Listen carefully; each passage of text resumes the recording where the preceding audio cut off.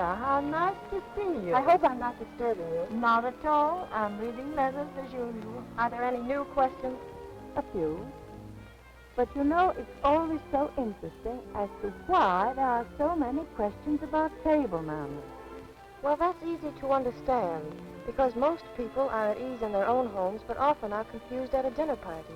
That's true, and yet manners at the most formal dinner party are exactly the same as they are at home. This is a correctly set place at a dinner table. The silver, as you see, has been arranged according to courses. There should never be more silver than there are courses for which it's intended. For each course, you take the implement furthest from your plate. Croutons are sprinkled into the soup.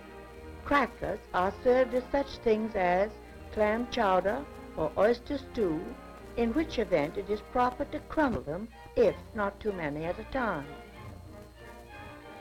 You will be provided with a large spoon if your first course is soup served in a plate. This is eaten with the right hand, and therefore the correct implement is furthest from your plate on the right.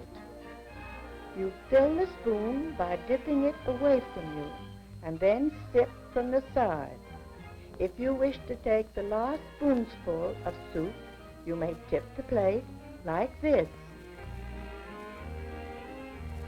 If soup is served in a cup, it may be eaten this way. Or to drink the soup, remove the spoon and lift the cup by both handles. Avoid making your little fingers conspicuous. Let them relax. Unlike the large spoon, which is to be left in the plate when you're finished, leave the small spoon in the saucer of the cup. In a house without a maid, the meat is served by the host and passed round the table. Do not begin eating until your food for that course is on your plate. While waiting, you perhaps eat a piece of bread. Break it like this and hold it against the rim of your plate to butter it, or on your bread and butter plate, which is always on your left. Help yourself by using a serving spoon in your right hand and assisting with the serving fork in your left.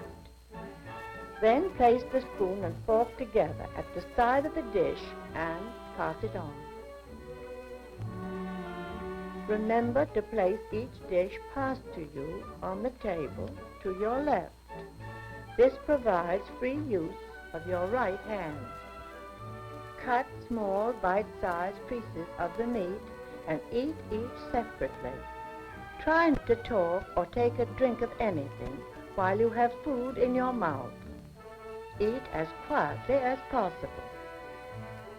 It is proper to push your fork against a small piece of bread to you in picking up last morsels of food. A small piece of bread may also be used to finish the gravy that is left on your plate.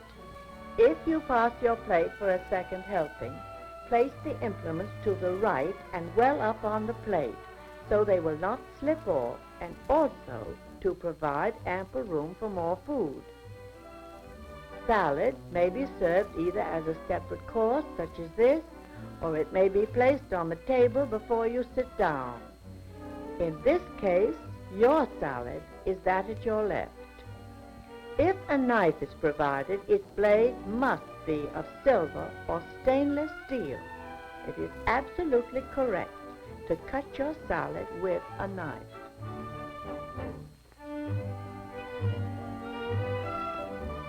Properly, every dessert may be eaten with both fork and spoon. If you're served a whole peach, such as this, hold it securely with the fork in your left hand and cut the fruit around the pit with the spoon in your right.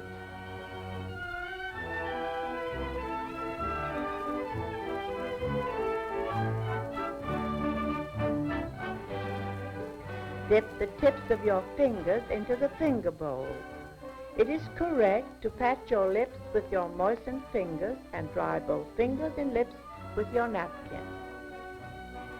Among the difficult foods to handle gracefully is spaghetti. It is usually served in long strands covered with sauce and sprinkled with grated cheese. You can manage it best by using the side of your plate as a barricade and twisting it into a bite-sized roll. Practice makes perfect in this operation. If a strand comes loose from your fork, put your fork back into your plate and twist it until all strands are again secured. It is true that asparagus is classified as a finger food, but it is much better table manners to cut the tips and the stalks as far as edible with your fork. It is always better not to risk eating asparagus with your fingers. By using your fork in this manner, you can be sure that at no time will you appear ungraceful. It is always correct to use your spoon and fork for eating any cream-filled dessert. Again, hold it with your fork and cut and eat with your spoon. Managed this way, you will easily control it. Make frequent use of your napkin if dessert is a sticky one, such as this.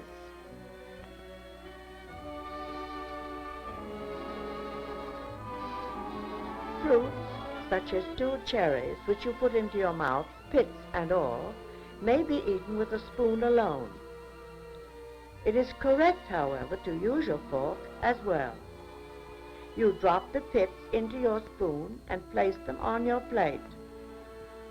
However, such things as small bones, chicken skins, or any unwanted morsel are properly removed from your mouth with your fingers. It's bad manners to light your own cigarette when none are provided at table. To blow smoke in your neighbor's face is inexcusable, and never do this. Imagine the chagrin of a hostess who prides herself on the brilliance of her silver when her guest does this.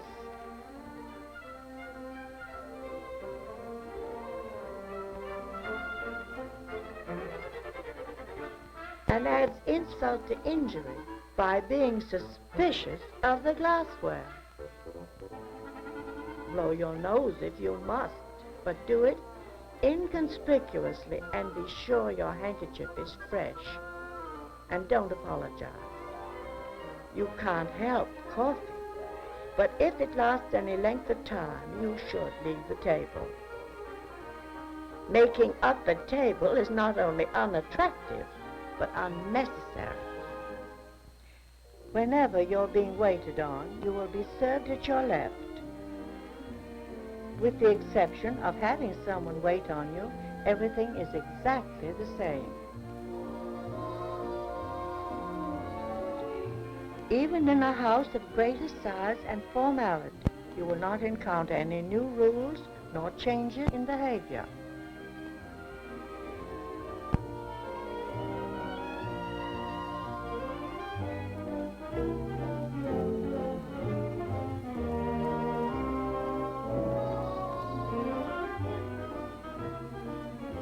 The beverage which you accept will be poured for you in its correct glass.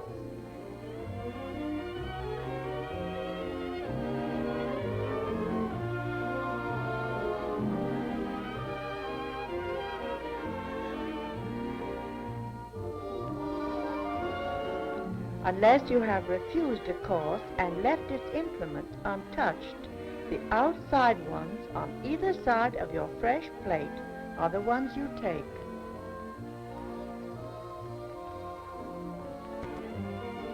There will be no silver remaining at your place when you have come to the dessert course. The implements for this will be on the plate.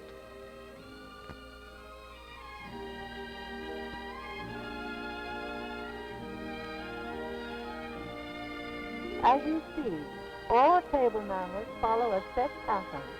Once learned, you can never be in doubt.